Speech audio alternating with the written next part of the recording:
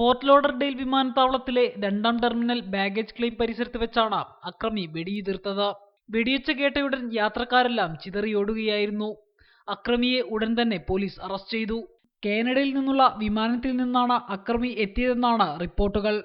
20 വയസ്സുകാരനായ യുവാവാണ് സംഭവത്തിന് പിന്നിലെന്ന വാർത്തകൾ പുറത്തുവന്നെങ്കിലും പോലീസ് കൂടുതൽ വിശദാംശങ്ങൾ പുറത്തുവിട്ടിട്ടില്ല. വെടിയുതിർക്കാനുള്ള കാരണവും വ്യക്തമല്ല.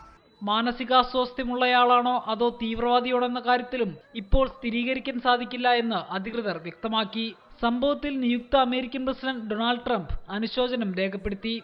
ഫ്ലോറിഡയിൽ നടന്ന വെടിവയ്പിനെക്കുറിച്ച് അന്വേഷണം നടക്കുകയാണെന്നും തന്റെ പ്രാർത്ഥന എല്ലാവർക്കുമൊപ്പം ഉണ്ടെന്നും ട്രംപ് ട്വിറ്ററിൽ കുറിച്ചു. നിരവധി സഞ്ചാരികളെത്തുന്ന മിയാമിയിലെ വിമാനത്താവളമാണ് ഫോർട്ട് ലോഡർഡെയിൽ.